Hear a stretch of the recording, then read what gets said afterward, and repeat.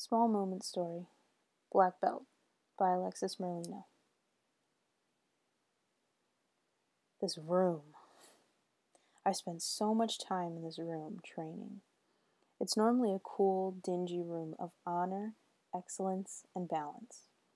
Flags hang on the walls, the Korean and American and Tang Soo Do flags on the front, the flags from different karate schools around the world on the left. All the mirrors around the room make it seem bigger.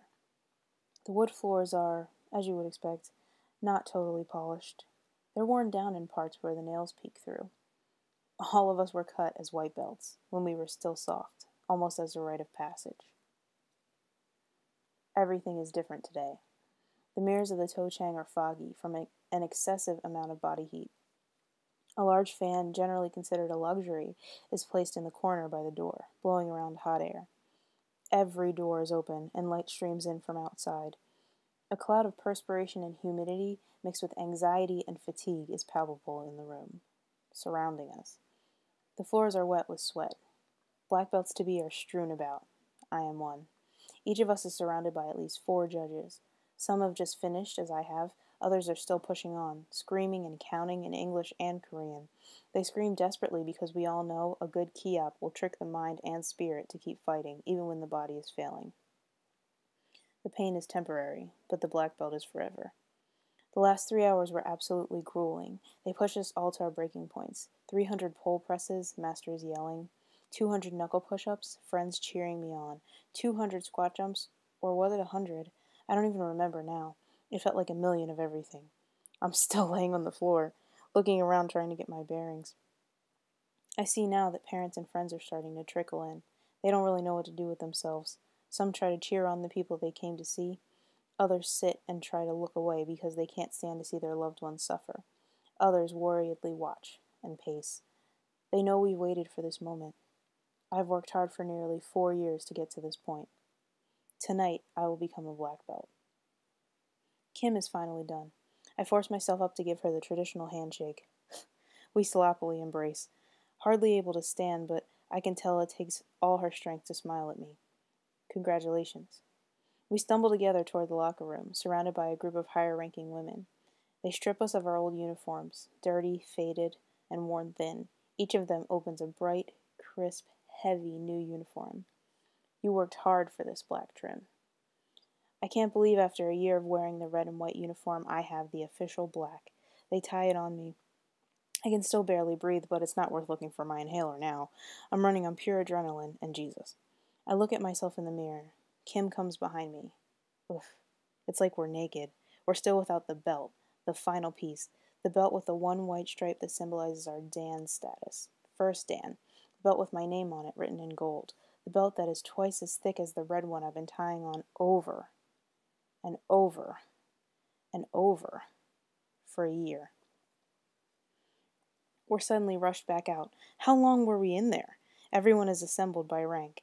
I see that there are at least 200 people there in uniform, at least 100 parents. Kim and I are the last to enter the ceremony. The women that helped us get dressed push us into the To Chang. Everyone cheers. This is it. We jog over to our spots in line with the other beltless members of our black belt class. As if synchronized, we fall into position, hands behind our backs, feet shoulder-length apart. The ceremony begins. We sit, we stand, we meditate. We show our allegiance by bowing to the masters in front. We sit. They talk. They talk. They talk. Does everyone have to make a speech? I'm in a daze when Kim whispers to me, I'm not going to be able to get up. Get up? That's right. The crucial moment. They're going to call our names and Kwajin will tie our belts on. For the first time, I realize that we have to get up and run to the front. To walk would be disrespectful. To fall would be dishonor. In front of all these people, we watch as the new masters, Sabams, are called one by one. We stand. We bow. We cheer. We sit again. Then the third dance. Then the second dance. Oh man, it's us. I still haven't figured out my strategy. I've been sitting cross-legged for what feels like forever. We stood to bow a few times, but my legs are so cramped I'm not sure I can move at all, much less run to the front. I'm second in my class now, so Kim will be called first and then me.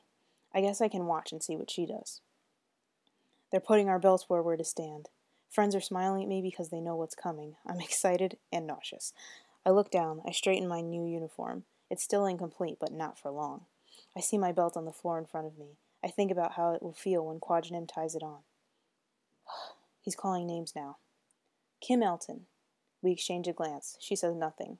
She's so worried about not falling that she forgot to answer him. I exchange a glance at my friend, who was just awarded his third Dan. We hope Quadranim won't embarrass her in front of everyone. She stands unsteadily. I look at her and try to get her attention and mouth, "Yes, sir." She says it as she's running, limping really, and I breathe a sigh of relief. Next is me. Alexis Merlino. "Yes, sir," I answer emphatically, almost too loud to cover up the sloppy way I shift my weight from one knee to the other, then onto my feet. I stand and half jog, half march toward my space next to Kim. Before I know it, I'm at the front, not sure if I moved myself or somehow flew here. I look at Kim's face and see that she's suppressing a giggle. We must have looked ridiculous trying to get up here. Be strong, like a warrior. I stand as tall as I can, hands behind my back, feet shoulder length apart. My belt is on the floor in front of me, waiting to be tied on. The belt that marks honor, rank, hard work. The belt that is coveted by all who have ever trained. The belt that is the hardest to get because from here on out I'll have status. The belt that demands respect from all of lower rank. My belt lies before me. Chinny up! We all stand at attention. Quadranim picks up Kim's belt and ties it on her quickly. It snaps as he makes the final knot. I know I shouldn't be looking at her, but I can't help it. They stand at attention, eye to eye. He reaches his hand for the ceremonial handshake, and they bow. The handshake. I know how to do this. I do it after every class. Every single class we do this. Why is the movement escaping me now? Quadranim looks to me. My mind goes blank. He picks up a belt and ties it on before I can even breathe. Or maybe I'm holding my breath. It feels so new and awkward. My eyes are gleaming, and my friends of higher rank are all smiling at me. Quadranim stands directly in front of me. Eye contact. Respect. He reaches for my right hand and I grab his forearm. It flows as naturally as any embrace. I shake his arm and bow, firmly and with confidence. Then, he shifts his shoulders slightly so that his face is visible to only me. He looks at me with eyes that I've never seen before. With the eyes of a father looking to his daughter. He gives me a smack on the shoulder. A smile. Before I can blink or smile back, his face goes back to serious, stone cold, and he is reaching for Tyler's belt to tie it on. I laugh to myself and look down at my new belt, and then to the crowd in front of me. All the black belts of higher rank are cheering now and bowing to me. After almost 4 years of hard work, I made it.